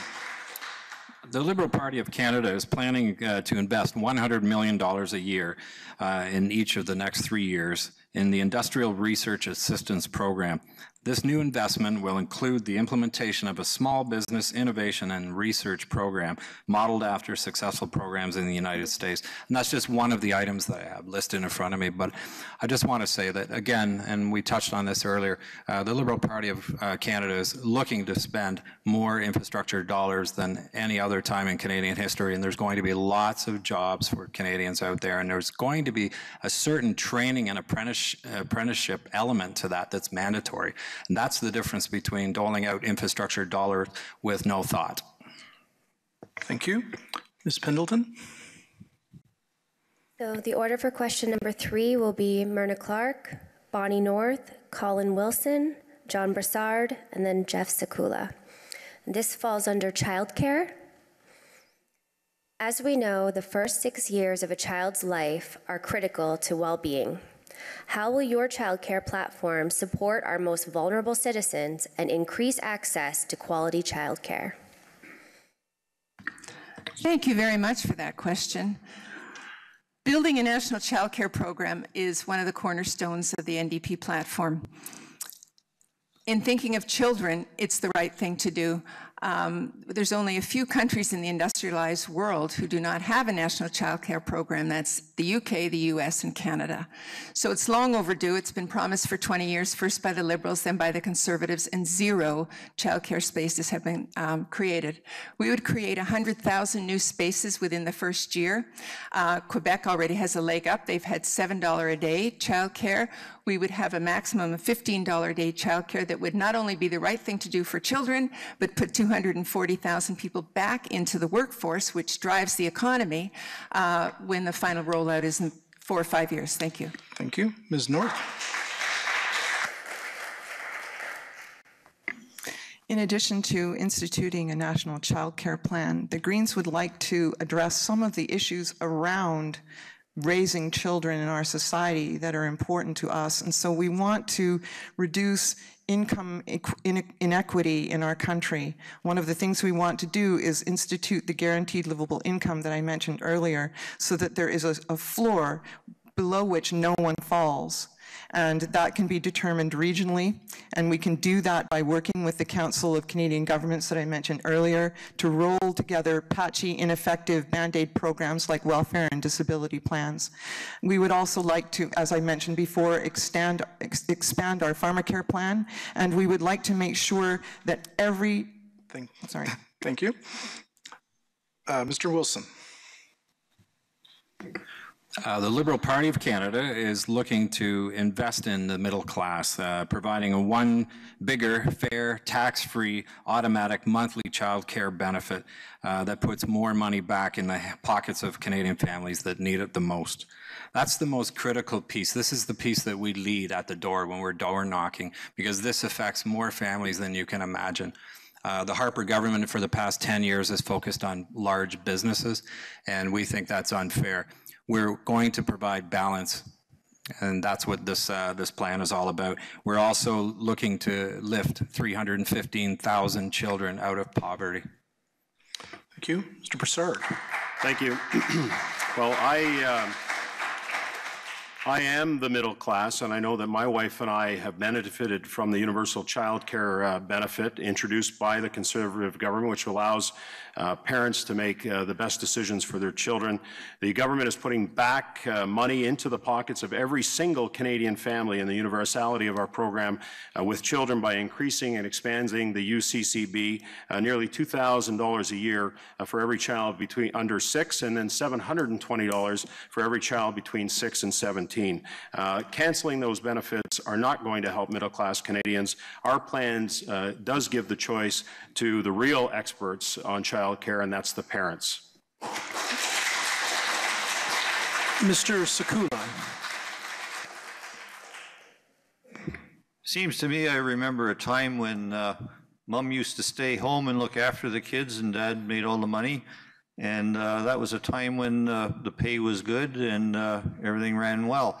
Then we got into this highly competitive world just after the 70s, I guess. I think that was around the time that Pierre Elliott Trudeau handed over our banking system to the private bankers, and we had to start paying interest on our national debt. So then people had to work harder for less money, and so anyways, we're in a situation where mothers are working long hours trying to make ends meet and having to find places for their kids instead of staying home. I think we got to go back. All right, Ms. Pendleton, I think we have time for one more question. Yeah, this is going to be our last question, and the order will be John Brassard, Bonnie North, Colin Wilson, Myrna Clark, and Jeff Sakula. And this has to do with Canada's youth. Unemployment and mental health issues are growing areas of concern for Canada's youth. What strategies will you introduce to better support our youth in meeting their full potential? Mr. Brassard. That's a great question, and as a parent of 4 young children, obviously it's a concern, and I see some of the issues that happen with their friends as well. One of the things that we need to do, obviously, for Canada's youth is give them hope. Give them an opportunity to succeed. We can do that again by creating an environment where businesses can hire young people. We can also do apprenticeship programs as well that allows them the opportunity for some hope. I know that the government has recently announced some initiatives for certain drug awareness programs, and they'll continue to focus on that as we move forward and form the government. Ms. North. I'd like to expand on one of the things that I mentioned earlier that the Greens want to do to support Canadian youth. I talked about our environment and community youth corps, but let's talk about abolishing tuition. We have students who are graduating from universities and colleges and trades training in crushing debt. And when we talk about mental health, I can't even begin to tell you what it feels like to have debt that you can never declare bankruptcy on. Not that I suggest people should do that, but the fact is student loan debt is debt forever until you pay it off. People need to know that they have a right to education, and we want to abolish tuition fees by 2020, and we have a paid, costed plan to do that. Thank you very much. Thank you. Mr. Wilson.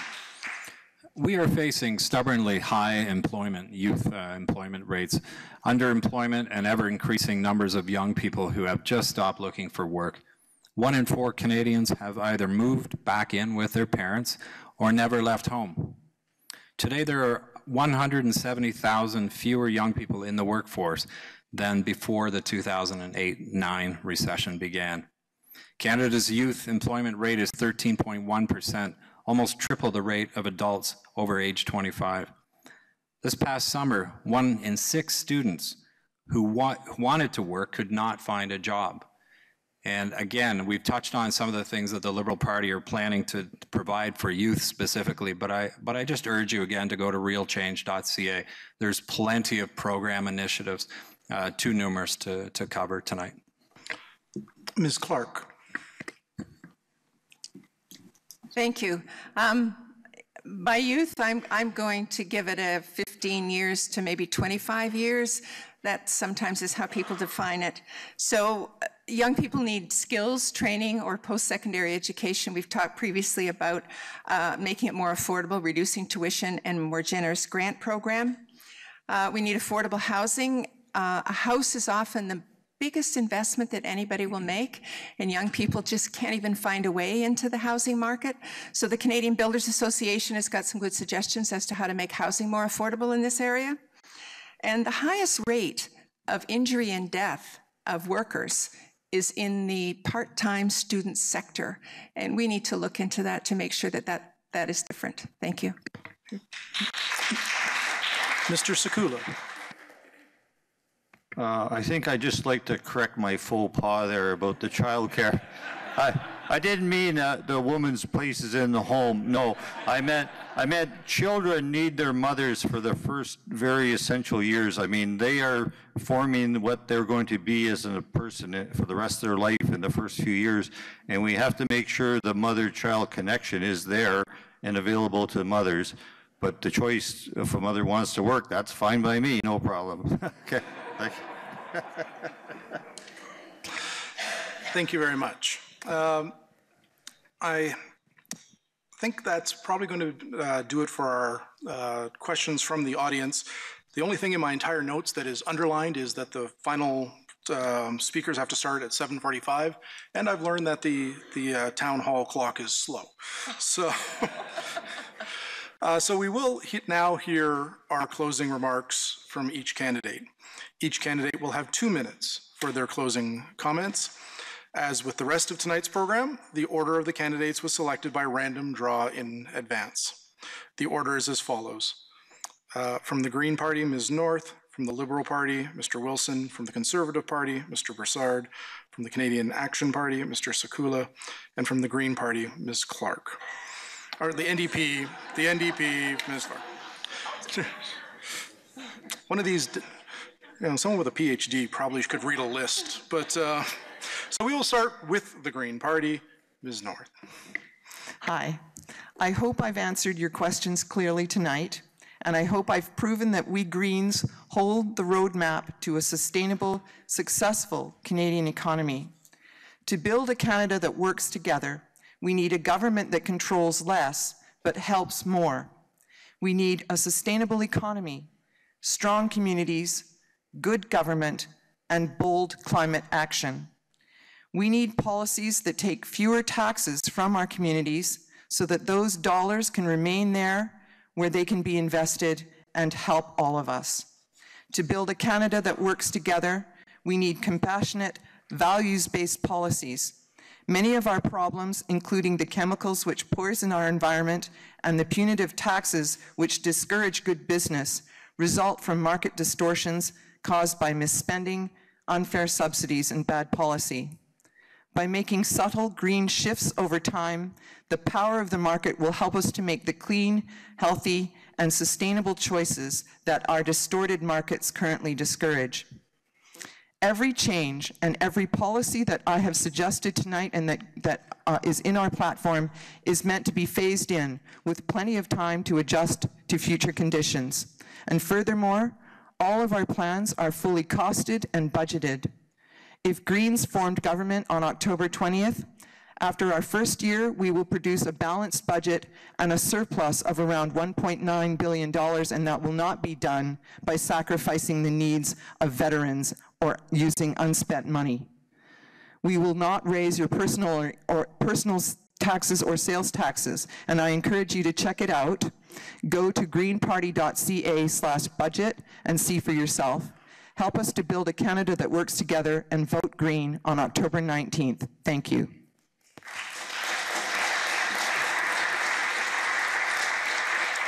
Mr. Wilson. Thank you very much, folks, for this opportunity tonight. This Sunday, Justin Trudeau and over 5,000 supporters will be taking to the Powerade Station Centre in Brampton. It will be a remarkably exciting time for our future Prime Minister and those who cherish a hopeful, brighter, evidence-based, united, and strong Canada. I will be part of that movement in Brampton, and I hope in the following days, leading up to this critical election, that you will visit realchange.ca to learn more about the positive difference that is coming. That you will watch the video on my website, colinwilson.ca, contact my campaign office, ask for a sign, or give me a call. But please be part of this movement too. Friends, tonight, I give you my word that no other candidate offers more real-world experience in the field of creating jobs. No other candidate has served Canadians from coast to coast, streamlining government operations and creating value-added programs and policies to serve all of our needs. No other candidate will work as hard and as smart on behalf of all the citizens of Barrie-Innisfil. Since the last election in 2011, I've worked tirelessly in this community, equally in South Barrie as in Innisfil. I've made several new friends and become more inspired by the hope and hard work that goes on in these communities. When I returned to Barrie after my motorcycle accident way back in 1984, I was supported by so many of you. You have made the difference in my life. October 29th, please let me continue in Ottawa paying you back. Thank you.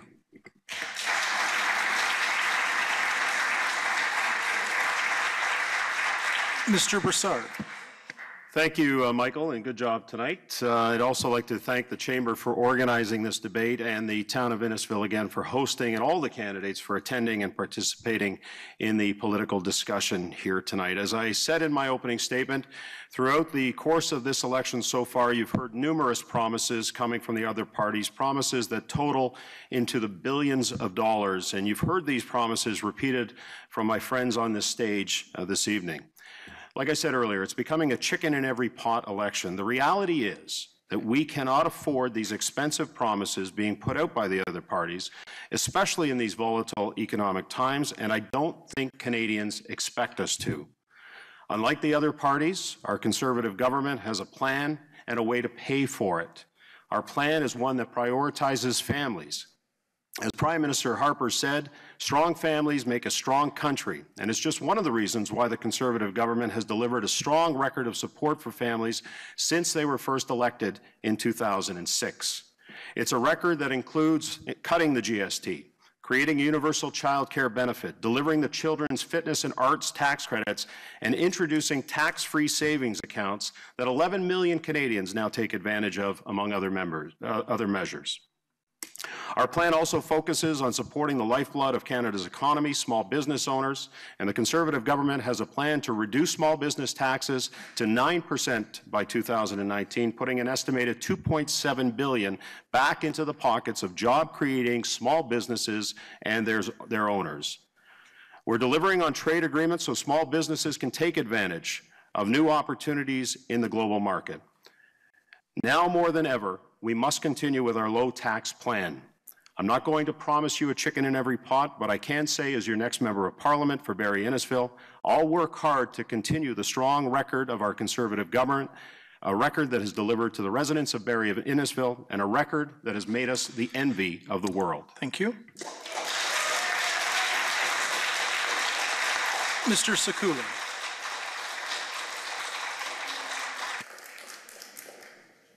Yeah, thank you for allowing me to be here tonight.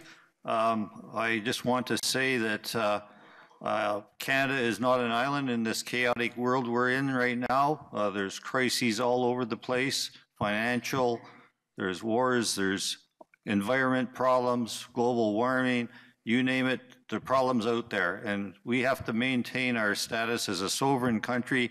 If we're going to be successful in this world, we need to maintain our autonomy. We have to create or recreate the country back to where it was, where we had a good reputation around the world. We have to get ourselves out of debt so we're fiscally responsible. And our policy is the Bank of Canada ran this country from 1938 to 74. We built it on just money that was not, no interest added, and we paid off those debts very quickly. We can go back to that and run this country and be in the black, no problem at all, and have the best country in the world. So that's what our policy is. Bank of Canada is the basis for our sovereignty. And then after that, we can look after all the other problems because we'll have the finances to do so. So that's what Canadian Action Party is all about. Please check us out. We have a website with all our pillars, and we have videos to explain to you the monetary system and everything else so you can understand that better. So thank you very much for allowing me to come here tonight, and all the best to you in the upcoming election.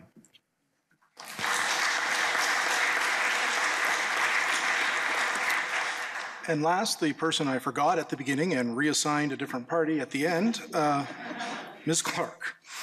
Thank you, Michael. Thank you for the evening. I want to say that Tom Mulcair has been the leader of the opposition for the last 4 years in the House. I believe, and I think millions of Canadians believe, he's the most statesman, courageous leader in the House, and I'm proud to be part of change with that team. The NDP plan, we will create a national childcare plan. We will repeal Bill C-51. We will reopen the 9 veterans' offices, thank you, across Canada, and restore their medical coverage. We will have an affordable housing strategy, and we will grow the economy through job-creating strategies. We will, yes, we will raise taxes, but it won't be yours. When the Conservative Party talks about low taxes, it's not yours and mine, it's for the corporate sector.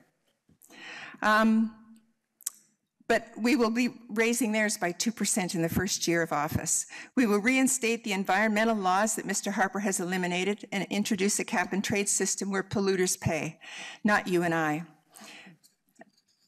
We will change to a sustainable, clean energy economy to mitigate the effects of climate change from becoming what more and more people are now calling climate catastrophe.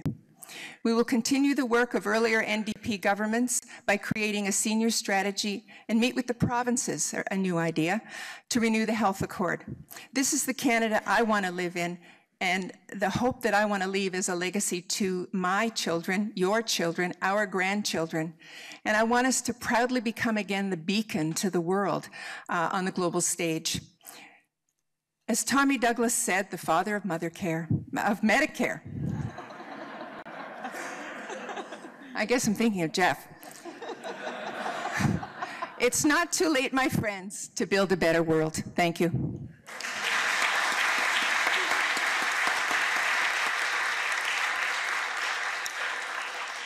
Thank you to all the candidates.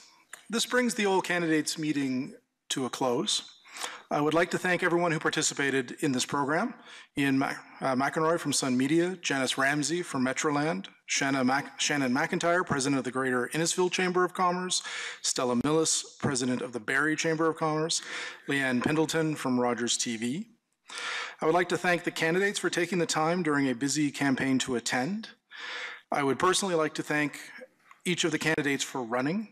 It takes remarkable courage to put your name on a ballot, and we are all better off because you have. I would like to thank the many volunteers who have helped behind the scenes. And special thanks to the Barrie Chamber of Commerce, the Greater Innisfil Chamber of Commerce, Rogers TV, the people in the audience for attending, and also the people who are watching at home or online. 2 pieces of additional information: that this all candidates meeting will be rebroadcast on Rogers TV before the election on October 19th, 2015. Please log into rogerstv.com for the complete schedule. And the partner chambers are hosting a similar all candidates meeting tomorrow evening for the Barrie Springwater Oro Medonte riding.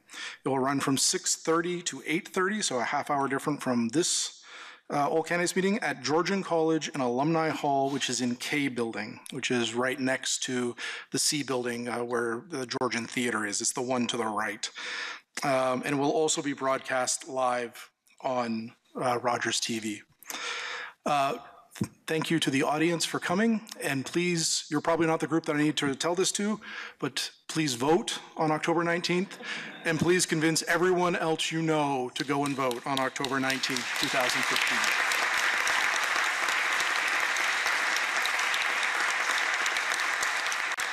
Thank you.